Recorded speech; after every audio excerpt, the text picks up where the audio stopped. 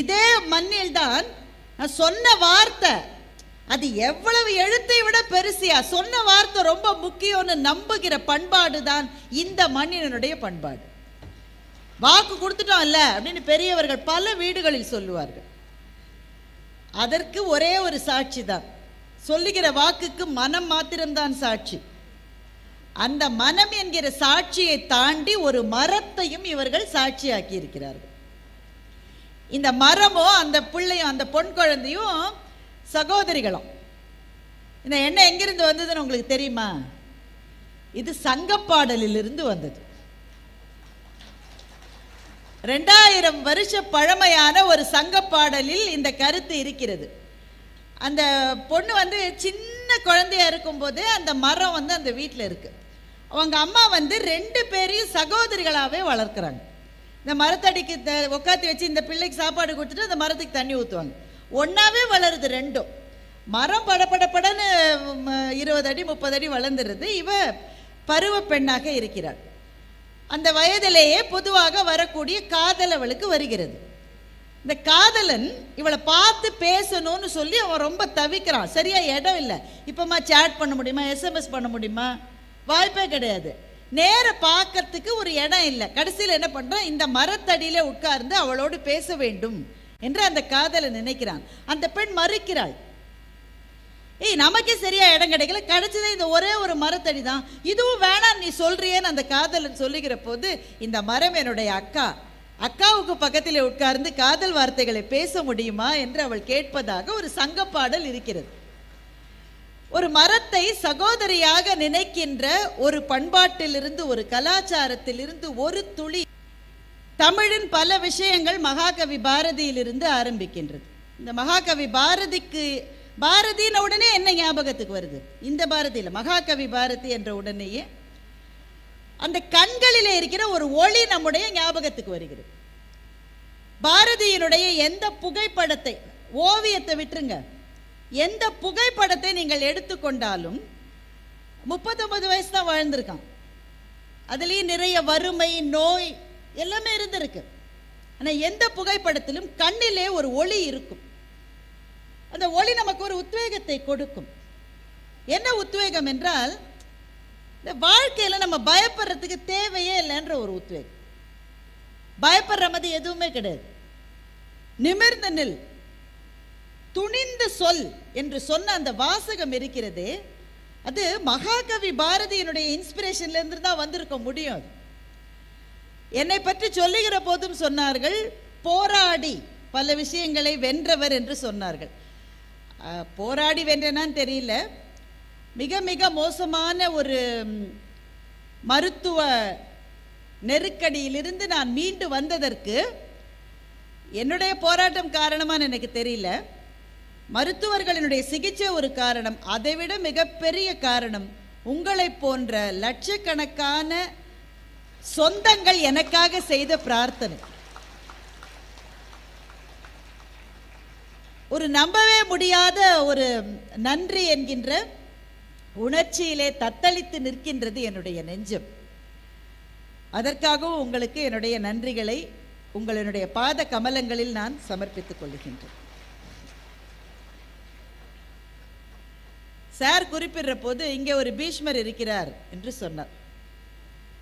எனக்கு ரொம்ப பிடிச்சிருந்தது. ஏன்னா எனக்கு மகாபாரதம்னா அவ்வளோ பெரிய இன்ஸ்பிரேஷன். எனக்கு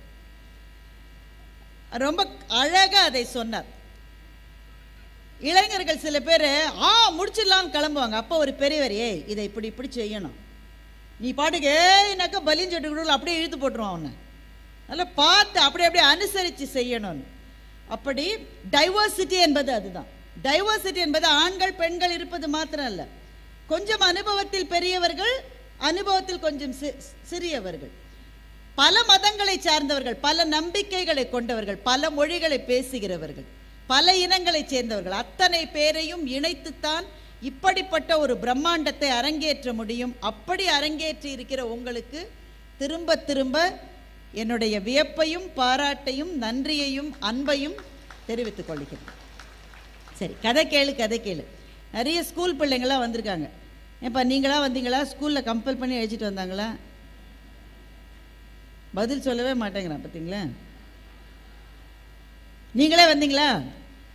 ரொம்ப மகிழ்ச்சி. ஏன் கதை கேட்கணும்? நிறைய கிராமத்தை சேர்ந்தவர்கள் இருந்தால் தெரியும்.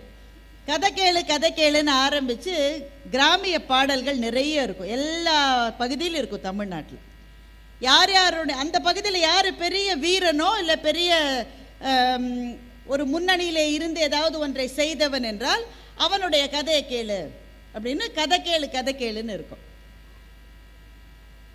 இங்கே இருக்கிறவங்க எல்லாத்தையும் கேட்குறேன், சின்ன பிள்ளைங்களை விட்டுறலாம், கொஞ்சம் பெரியவர்கள், ஒரு 25 வயதுக்கு மேலானவர்கள். கடைசியாக எப்போ நாம் ஒரு கதையை சொன்னோம்? யோசிக்க வேண்டியிருக்குல்ல. சிறு வயது முழுக்க கதைகளால் நிரம்பி இருந்தது நமக்கு. இங்கே இப்போ இருக்கிற பிள்ளைகளை கேட்டால் அதுக்கு யாரும் கதை சொல்லியிருப்பாங்களான்னு எனக்கு தெரியல. எங்களுக்கெல்லாம் நிறைய கதை சொன்னாங்க. வீட்டில் எப்படியும் ஒரு அப்பத்தாவோ ஒரு அத்தாச்சியோ ஒரு பாட்டியோ இருக்கும். கட்டாயமாக இரவு சாப்பிடுகிற நேரத்தில் ஒரு கதை உண்டு. அதுலேயும் சில பாட்டிகள் வந்து ரொம்ப உஷார் பாட்டி. அது சாப்பாடு வேண்டான்னு அடப்பிடிக்கிற குழந்தைக்கு த்ரில்லிங்காக ஒரு கதையை சொல்லி, இந்த பாக்கி இருக்கிறதெல்லாம் நீ சாப்பிட்டு முடிச்சா அந்த கதையில் யார் வந்து வில்லன்றதை நான் சொல்லுவேன் அப்படின்னா அதுக்காகவாவது சாப்பிட்டு கதை கேட்டுத்தான் நாம் வாழ்ந்தோம், அப்படித்தான் வளர்ந்தோம் இல்லையா? இந்த 1001 அராபிய இரவு கதைகள்னு ஒரு கதை இருக்கு. அந்த கதையிலேருந்து இப்படிதான் அது ஆரம்பிக்கும். ஒரு மன்னன் இருந்தான். அவனுக்கு எந்த ஒரு காரணத்தினாலேயோ பெண்கள் மேல ரொம்ப வெறுப்பு. அவனுக்கு ஈராக் பகுதியில் இருந்த மன்னன், பெண்கள்னா அவனுக்கு ரொம்ப வெறுப்பு. மன்னன் வேற இல்லையா, அதனால என்ன பண்ணினா, எனக்கு பெண்ணுனாலே பிடிக்கல, அவங்கள பழி வாங்கணும்.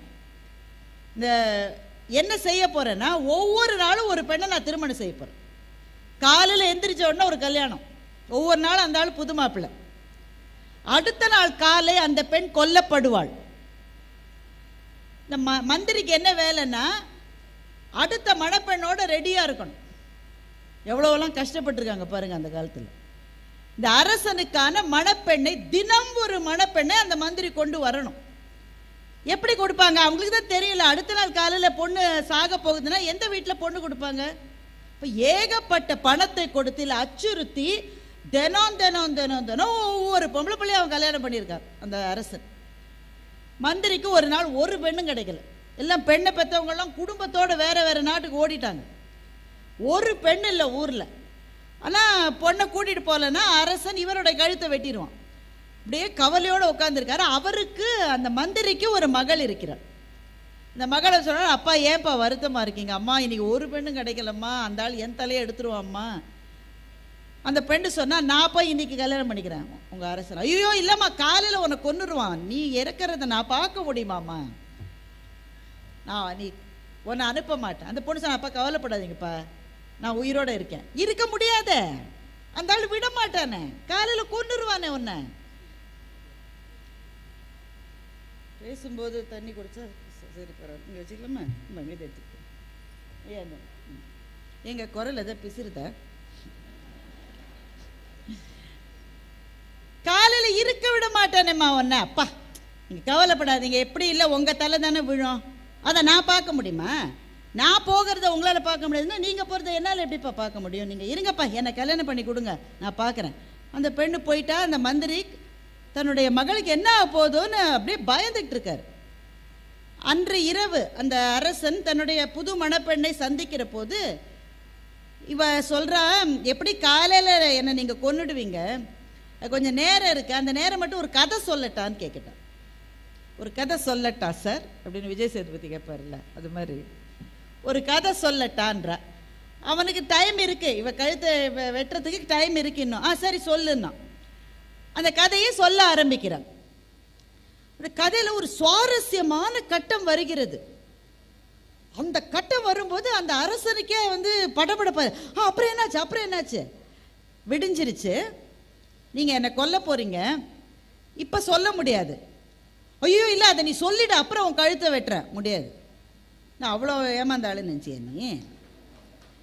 இந்த கதையோட ட்விஸ்ட் என்னன்னு தெரியணும்னா எனக்கு இன்னும் ஒரு நாள் டைம் கொடு, நாளை இரவு தான் அதை சொல்ல முடியும்ட்டா.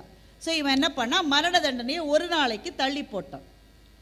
அன்றைக்கு இரவு முதல் கதையினுடைய முடிவை சொல்லிட்டா. அப்ப சொன்னா, இன்னும் ரொம்ப நேரம் இருக்கே, வேணா ரெண்டாவது கதை சொல்லட்டா? ரெண்டாவது கதை சொல்லட்டுமா பாஸ்? ரெண்டாவது கதையை ஆரம்பித்து சொல்ல ஆரம்பித்தாள். அந்த கதையில ஒரு சிக்கலான கட்டம் வருகிற போது வானத்தில் இருந்து வெளிச்சம் வந்து விட்டது. ஐயோ, இதுக்கப்புறம் சொல்ல முடியாது, நீ என் கழுத்தை வெட்டுறது நான் வெட்ட. அவனுக்கு தாங்கல. இப்படியே ஒரு கதை, ரெண்டு கதை, மூணு கதைன்னு 1001 கதைகளை அவள் சொன்னார். அதுதான் 1001 அராபிய கதைகள் என்பது இதிலிருந்து வந்ததுதான்.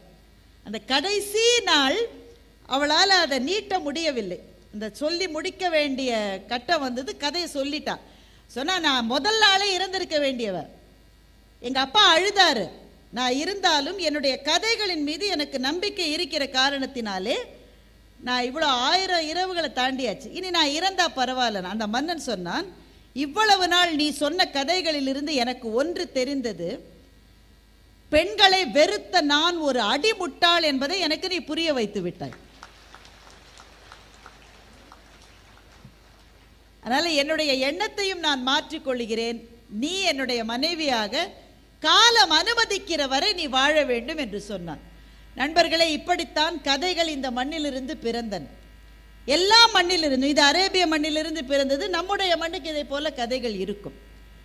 கடைசியாக நீங்கள் எப்போது கதை சொன்னீர்கள்? இங்க இந்த தாத்தா பாட்டியா இருக்கிறவங்க சொல்லுவாங்க, கட்டாயம் சொல்லுவாங்க. பல பிள்ளைகள் கேட்கறது இல்லை. இப்போ நீ சும்மா ஒரு போனை காமிங்குது. அப்போ யாரு தான் நம்ம பிள்ளைகளுக்கு கதை சொல்லுகிறார்கள்? தாத்தா பாட்டி பக்கத்தில் இருந்தால் 1-2 கதை சொல்லுவாங்க. இவனுக்கே அந்த கதையெல்லாம் பிடிக்கிறது இல்லை. இந்த கதையில் ஒரு சூப்பர் மேன் இல்லை, ஒரு ஸ்பைடர் மேன் இல்லை, இதெல்லாம் ஒரு கதையான்றான். அப்பா அம்மாக்கள் சொல்லுவதில்லை. பள்ளியில் கதைகள் சொல்லுவதற்கான நேரமும் இல்லை, வாய்ப்பும் இல்லை. அப்போ பிள்ளைகளுக்கு யார் கதை சொல்லுவது? நம்முடைய வீடுகளை நீங்கள் யோசித்தால் உங்களுக்கு ஒன்று தெரியும். ஆண்களை விட பெண்கள் தான் அதிகம் கதை சொல்லுவார்கள்.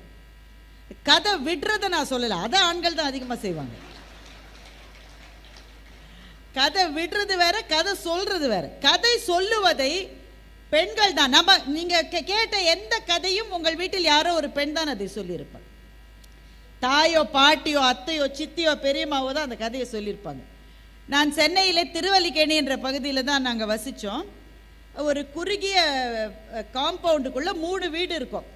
3 வீடை சேர்த்து கிட்டத்தட்ட ஒரு 80 பார்ட்டி அந்த ஒரு சின்ன இடத்துலயே இருக்கும். இரவானால் பெண்கள் எல்லாரும், அந்த ஒரு 10 வயசுலேருந்து ஒரு 20 வயசு மட்டும், திருமணம் 6 வயது மட்டும் இருக்கிற பெண்கள் எல்லாம் கூடி உட்காந்து பேய் கதை சொல்லுவாங்க. இது நடக்காத காம்பவுண்டே இருக்க முடியாது. இப்போ பிடி சாமின்னு ஒருத்தர் இருந்தார். அவருடைய புத்தகம் இந்த கண்காட்சியில் எங்கேயாவது இருக்கான்னு தெரியல. பேய் தான் அப்படிலாம் கதை எழுதுவார். இப்போ வர பேய்பட ரேஞ்சில் பார்த்தா அது ரொம்ப சாதாரணம். ஆனால் அன்றைக்கி அது ரொம்ப பயங்கரமாக இருக்கும். அந்த கதையை சொல்லும்போது எங்களை மாதிரி சின்ன பிள்ளைங்களை அங்கே சேர்க்க மாட்டாங்க. சின்ன பிள்ளைங்களாம் கேட்டால் ராத்திரி கனவுல பேய் வரும், போன்றுவாங்க. ஆனால் விரட்ட விரட்ட தின்பண்டத்தின் மீது ஈக்கள் வந்து உட்காருவது போல் அவர்கள் எவ்வளவு விரட்டினாலும் போய் அந்த கதைகளை கேட்டுக்கொண்டே இருப்போம். அப்போ எங்களுக்கு ஹீரோ யார்? கமல்ஹாசன், ரஜினிகாந்த் தானே அப்போ புது ஹீரோஸ். எங்களுக்கு ஒரு படம் வந்துடக்கூடாது. ஒரு ஆள் நடுவில் உட்காந்துருச்சு, முதல்ல எடுத்த உடனே வணக்கம்னு ஒரு ஸ்லைடு இது இப்படி ஆரம்பிக்கும் கதை. வணக்கத்திலேருந்து ஆரம்பித்து கடைசியில் நன்றி ஸ்லைடு மட்டும் கதை சொல்லுகிற பெண்கள் அன்றைக்கு ஒவ்வொரு வீடுகளிலும் இருந்தார்கள். புத்தகங்களில் கதைகளை அதிகம் படிக்கிறவர்களும் எப்போதும் பெண்களாகவே இருந்தார்கள். ஏனென்றால் வாழ்க்கையை அவர்கள் கதைகளின் மூலமாகத்தான் அறிந்து கொண்டார்கள். ஆணுக்கு உலகம் இருந்தது, பெண்ணுக்கான உலகம் வீட்டிலே தான் இருந்தது என்பதால் கதைகளிலிருந்து தான் வாழ்க்கையை அறிந்து கொண்டார்கள். இப்படி வந்த நம்முடைய பயணத்தில் கதை கேட்பது கிட்டத்தட்ட நின்று போயிருக்கிற ஒரு காலகட்டத்தில் தான் நாம் இன்றைக்கு இருந்து கொண்டிருக்கிறோம். எவ்வளவு பெரிய இழப்பில்லை அது. கதை சொல்லுதல் என்பது வாழ்க்கையை எப்படி புதிதாக மாற்றுகிறது. இப்போ ஐயா இந்த திட்டத்தை சொன்னார், நிமிர்ந்து நில் துணிந்து சொல் என்கின்ற அந்த திட்டம். அதை கேட்ட உடனேயே எனக்கு ஒரு கதை தான் ஞாபகத்துக்கு வந்தது. எழுத்தாளர் பாலகுமாரன் எழுதிய கரையோர முதலைகள் என்கின்ற புத்தகம். இப்போ இங்கே இவ்வளோ பேர் வந்திருக்கீங்கல்ல, ஒரு ஒப்பந்தம் நமக்குள்ள செஞ்சுக்கணும். கட்டாயமாக எல்லாரும் ஒரு புத்தகமாவது இங்கே வாங்கணும். வாங்குறீங்களா? உடனே சில பேர் சொல்லுவாங்க, அப்படித்தான் போன வருஷமும் ஒரு அம்மா சொல்லிச்சு வாங்கினேன், அதையே இன்னும் பிரிக்கலன்றாங்க சில பேர். புத்தகங்களை படிப்பதனால் நமக்கு என்ன கிடைக்கும் என்றால், புத்தகத்திலே இருக்கிற கதை, அது கதையோ வரலாறோ, அதிலிருந்து வாழ்க்கையை பார்க்கின்ற ஒரு பார்வை நமக்கு கிடைக்கிறது. கரையோர முதலைகள் கதையில நீங்க சொன்ன அதே சிச்சுவேஷன் தான். ஸ்வப்னா தான் கதாநாயகி. சின்ன பெண், அவ ஒரு ஒரு 16-17 வயசு பெண்ணு. வீட்டில் வறுமை, அவளை கவனிக்க ஆள் கிடையாது. அந்த பகுதியில் ஒரு ஃபோட்டோ கடை வைத்திருந்த ஒரு ஆள் தினம் இவளை கூப்பிட்ற, பாப்பா சாக்லேட் சாப்பிடு, பாப்பா பிஸ்கெட் சாப்பிடு. அப்போ எவ்வளோ பெருசாக அந்த மனசுக்கு அது இருக்கும் தெரியுமா? வீட்டில் கவனிப்பு இல்லாத சின்ன குழந்தைகளுக்கு, பெண் குழந்தைகளுக்கு ஒரு ஆள்கிட்ட கூப்பிட்டு அதை சாக்லேட்டு பிஸ்கெட்டு கொடுத்தா, நீங்கள் ரொம்ப சின்ன குழந்தைங்க இருக்கீங்க, ஆனால் உங்களுக்கு தெரியணுன்றதுக்காக சொல்கிறேன். முதல் வார்த்தை என்ன வரும்னா, பாப்பா நீ ரொம்ப அழகாக இருக்க. இந்த வார்த்தையை கேட்ட உடனேயே அந்த வயதில் அது தேவையில்லாத ஒரு சந்தோஷத்தை ஏற்படுத்தும். உடனே அம்மாட்ட போய், அம்மா அந்த அங்கிள் சொல்கிறாருமா எனக்கு சாக்லேட் கொடுத்துட்டு நீ அழகாக இருக்கன்னு அவர் சொல்கிறாருமான்னு அம்மாட்ட போய் சொல்லணும். இதுதான் நிமிர்ந்து நில் துணிந்து சொல் என்பது. இதுதான் நம்முடைய பெண் குழந்தைகளுக்கு இப்படி சொல்லுவதற்கு நாம் இருக்கிறோமா? ஒரு தாயாக, தந்தையாக, ஆசிரியராக, அரசாங்க அலுவலர்களாக நாம் ஒவ்வொருவரும் நம்மை பார்த்து கேட்க வேண்டிய கேள்வி இதுதான். ஒரு நிமிஷம் கண்ணை மூடிட்டு, ஒரு குழந்தைக்கு இது நடக்குதுன்னா அந்த பெண் குழந்தை யாரிடம் போய் இதை முதலில் சொல்லுவாள்? அம்மாட்ட சொன்னா அடி விழும், படிப்பை நிறுத்திடுவாங்க, இனிமே ஸ்கூலுக்கு போக விட மாட்டாங்க. அதனால நான் பேசாம இருந்துக்கிறேன். இப்படி சொன்ன ஆளு அவரை பத்தி வீட்டில் சொல்ற, ச்சே வாய மூடு, அவரை பத்தி போய் சொல்ற, அவர் நம்ம உறவுக்காரரு, பக்கத்து வீட்டில் இருக்கிறவரு, ஏதாவது சொன்னியோ பிச்சை எறிஞ்சிருவேன். இப்படி பதில்கள் வரக்கூடுகிற வீடாக இருந்தால் குழந்தைகள் பேச மாட்டார்கள். நண்பர்களே, நம்முடைய சமூகத்தினுடைய மாபெரும் இழப்பு என்பது குழந்தைகள் நம்மிடம் பேச பயப்படுகிற ஒரு நிலைமை இருந்தால் அதுதான் ஒரு சமூகத்தினுடைய மரணம். அந்த அந்த நீ கிளம்பிட்டல்லம்மா, இன்னைக்கு நீ கிளம்பிட்டு என்னை கொஞ்ச நேரம் வீட்டில் தனியாக இருக்க சொன்னல தாப்பா போட்டுக்கிட்டு. அப்போ அந்த அந்த அந்த அங்கிள் வந்தாருமா, நம்ம உறவுக்காரர் நீ சொல்லுவல்ல, அவர் வந்தாருமா என்றால், ஐயோ என்ன இது ரியாக்ஷன் இல்லை. அப்புறம் சொல்லாத, அது சரிடா என்னடா ஆச்சு, என்னம்மா பண்ணாங்க, என்னடா நடந்தது, அப்படியே எனக்கு சொல்லுடா, ஒன்றும் பிரச்சனை இல்லை, நானும் நீ ஃப்ரெண்ட்ஸ் மாதிரி தானே கண்ணு, சொல்லு என்று சொல்லக்கூடிய ஒரு அம்மாவோ, ஒரு சித்தியோ, ஒரு ஆசிரியரோ ஒவ்வொரு பெண் குழந்தைக்கும் இருக்க வேண்டும். அதுதான் நம் குழந்தைகளை காப்பாற்றும். பாலகுமாரனுடைய கரையோர முதலைகள் கதையில வர ஸ்வப்னாவுக்கு அப்படி யாருமே கிடையாது. அம்மாட்ட சொல்ல முடியாது, அப்பா குடிகாரர், ஸ்கூல்ல டீச்சர்ஸ் எல்லாம் வாயாடின்னு ஸ்வப்னாவை ஏற்கனவே திட்டிட்டு இருக்காங்க, யார்ட்டையும் சொல்ல முடியாது. அவளுக்கு உண்மையிலேயே வாழ்க்கையில் இருந்த ஒரே ஒரு பிடிப்பு அந்த ஃபோட்டோ கடை ஆள் தான். ஏன்னா அவன் தான் கூப்பிட்டு சாப்பாடு கொடுக்குறான், சாக்லேட் கொடுக்குறான், பிஸ்கெட் கொடுக்குறான், ஏய் பாப்பா நீ ரொம்ப அழகாக இருக்கன்னு சொல்கிறான். அப்போ ஒரு குழந்தைக்கு, ஒரு பெண் குழந்தைக்கு எது நடக்கவே கூடாது என்று நாமெல்லாம் நினைக்கிறோமோ நண்பர்களே, அது அந்த குழந்தைக்கு நடக்கிறது. அதை வாங்கி கொண்டு வெளியிலே சொல்லாமல் அந்த கஷ்டமான பருவத்தை தாண்டி வருகிறாள். நம்ம என்ன நினைக்கிறோம்? குழந்தைகள் ஈஸி டார்கெட் என்று கயவர்கள் நினைக்கிறார்கள். ஏன் பேசாது, வெளியில சொல்லாது, ஈஸி டார்கெட் அப்படி நினைக்கிறோம். அதான் உண்மை. இவ வாய் திறந்து எதுவுமே சொல்லல. ஆனா என்ன ஆகுதுன்னாக்க, காலம் கடந்து விடுகிறது. இவ கொஞ்சம் பெரிய பிள்ளையாயிட்டா, படிச்சுட்டா, வேலைக்கு போயிட்டா, அப்புறம் திருமணமும் ஆயிடுது. ஆனா இந்த ரணம் என்பது வாழ்க்கை முழுவதும் கூட இருக்கிற வலி. இது குழந்தையா இருக்கும் போது இது தெரியாவிட்டாலும் வளர்ந்த பிறகு ஒவ்வொரு நாளும் உறுத்துகிற ரணம், மரண வலி. இந்த வலி ஸ்வப்னா தன்னுடைய கணவனான தியாகுவிடம் போய் சொல்லுவதாக பாலகுமாரன் எழுதுகிறார். அந்த பகுதி தான் உங்கள்கிட்ட சொல்லணும்னு நினைச்சேன். நான் ஒவ்வொரு கதையிலிருந்தும் வாழ்க்கைக்கான பாடம் கிடைக்கிறதுன்னு நான் சொன்னேன் இல்லையா? ஸ்வப்னாக்கு இப்போ திருமணம் ஆயிடுச்சு, இப்போ அவளுக்கே குழந்தை இருக்கு. ஆனால் அதை மறக்க முடியல. இந்த நைட் மேர்னு சொல்லுவாங்கல்ல, இரவு சில சமயத்தில் அப்படி தூக்கி வாரி போட்டுக்கிட்டு எழுந்து கூனி குறிக, ஐயோ என்னை இப்படி அந்த ஒரு கஷ்டத்துக்கு அவன் ஆளாக்கிட்டானே, அந்த அவமானத்திலிருந்து அந்த அருவருப்பிலிருந்து வெளியே வர முடியாத ஒரு நரக வாழ்க்கையை அந்த குழந்தைகளுக்கு இந்த சமூகம் கொடுத்து கொண்டிருக்கிறது. அவ 80 வயசு பாட்டி ஆனாலும் அந்த அந்த அவமானத்திலிருந்து அவளால் வெளில வர முடியாது.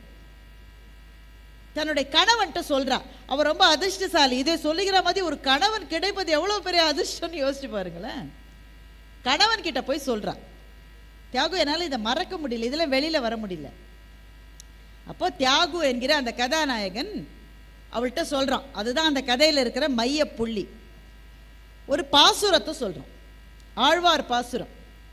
வாளால் அறுத்து சுடினும் மருத்துவன் பால் மாளாத காதல் நோயாளன் போல் மாயத்தால் மீளா துயர்த்தரினும் வித்துவ கோட்டம்மா ஆளா உனதருளே பார்ப்பன் அடியேனே என்று ஒரு ஆழ்வாரனுடைய பாசுரம். அந்த ஆழ்வார் வந்து கடவுள்கிட்ட பார்த்து சொல்றாரு, கையில கட்டி இருக்கு. அந்த காலத்தில் அனஸ்தீஷியாலாம் கிடையாது தானே, மயக்க மருந்தே கிடையாது. அந்த காலத்தில் கட்டி வந்தா அந்த டாக்டர் வந்து அந்த கட்டியை எப்படி எடுத்திருப்பாரு? கண்ணை மூடிக்கும், அப்படி திரும்ப வலிக்கும், அவனை 2 பேர் பிடிங்க, காலை 2 பேர் பிடிங்க, அப்படியே அறுக்க வேண்டியதான். ஏன்னா மயக்க மருந்து கண்டுபிடிக்கப்படவில்லை. விஞ்ஞானம் நமக்கு எவ்வளவு உதவி இருக்கிறது என்பதை யோசித்து பாருங்கள் நண்பர்களே. அன்னைக்கு அந்த கட்டியை அப்படியே சீழோட மருத்துவன் கட்டி வெட்டி எறிகிறான். உடனே நோயாளி என்ன பண்ணுவான்? மருத்துவன், அடப்பாவி என்னை வெட்டிட்டியேன்னு டாக்டர் அடிப்பானா? மாட்டான். என்னுடைய நோயை நீ தீர்க்க வந்தாயே என்று மருத்துவரை அந்த நோயாளி கட்டி தழுவி வாழ்த்துவான்.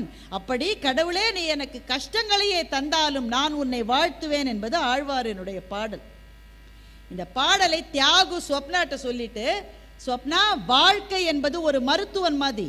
வலிக்க வலிக்க உன்னுடைய கட்டிகளை, உன்னுடைய ரணங்களை, உன்னுடைய பிரச்சனைகளை அதை அறுத்து எரியும். அதை அறுத்து எறிவதாலே வாழ்க்கையை நீ வெறுத்து விடாதே. அந்த மருத்துவனை நோயாளி காதலிப்பது போல நீ வாழ்க்கையை இனிமேல் காதலிக்க வேண்டும். நடந்ததை நினைத்து கொண்டிருக்காதே. இதுதான் நிமிர்ந்து நில். இது பெண் குழந்தைகளுக்கு மாத்திரமல்ல, இங்கே இருக்கிற எல்லாருக்கும், ஆண்களுக்கும் பெண்களுக்கும் சொல்கிறேன். வாழ்க்கை நமக்கு அவமானங்களை தரும், தோல்விகளை தரும்.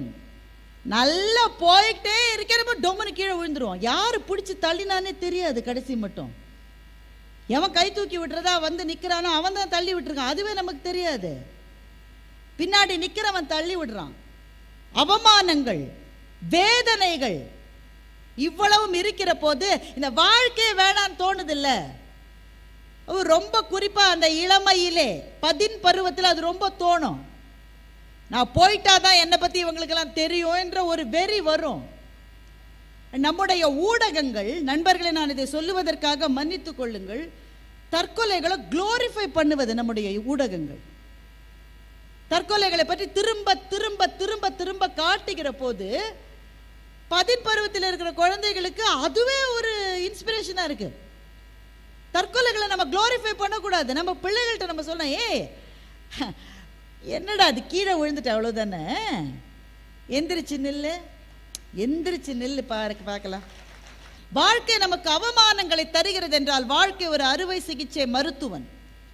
நம்மிடமிருந்து சில விஷயங்களை காயப்படுத்தி திரும்பவும் நான் எழுந்து நடப்பதற்கு வாழ்க்கை உதவுகிறது. எனவே உங்களுக்கு நம்பிக்கை துரோகிகள் இருக்கிறார்களா? இந்த கேள்விக்கு இல்லைன்னு எனக்கு தெரிந்து ஒருவர் கூட பதில் சொன்னது கிடையாது இதுவரை. ஒரு 10 வயசு கீழே இருக்கிறவன் யாராவது சொல்லுவான். ஒவ்வொருவரையும் கூப்பிட்டு நம்பிக்கை துரோகிகளை பக்கத்திலே இருக்கான், கூடவே பிறந்திருக்கு, அவனைத்தான் நம்பினேன், கடைசியில் அவன் தான் என் முதுகில் குத்திட்டான். நான் நினைக்கவே இல்லை மேடம், இவ போய் எனக்கு இப்படி செய்வான்னு நான் நினைக்கவே இல்லை, கடைசியில் அவன் தான் செஞ்சு.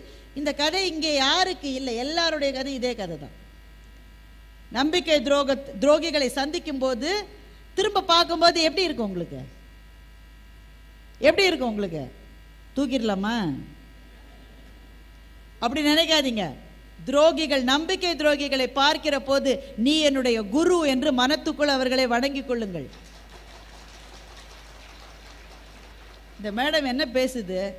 நம்பிக்கை துரோகியை பார்த்தா முடிஞ்சா குத்தணும், இல்ல விலகியாவது போகணும். துஷ்டனை கண்டா தூரம் விலக, நம்ம ஊர்ல சொல்லியிருக்காங்கல்ல, நீ குருன்னு வணங்க சொல்றாங்களே இவங்க, வணங்குங்கள். ஏனென்றால் இனியொரு தடவை நாம் ஏமாந்து விடாமல் இருக்கிற பாடத்தை அவன்தான் நமக்கு சொல்லிக் கொடுத்திருக்கின்றான்.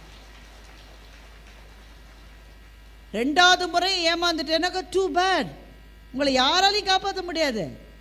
ஆனால் முதல் தடவை ஏமாந்த பிறகு ஒரு பாடம் கிடைக்கிறது அல்லவா, அந்த பாடத்தை உன்னை ஏமாற்றியவன் தான் உனக்கு சொல்லிக் கொடுத்திருக்கிறான். பாலகுமாரனுடைய கதையிலிருந்து நான் கற்றுக்கொண்ட வாழ்க்கை பாடம் இதுதான். எந்த தோல்வியும் ஒன்றும் அவ்வளவுலாம் பெருசு, எந்த அவமானமும் ஒன்றும் அவ்வளவுலாம் பெருசே கிடையாது.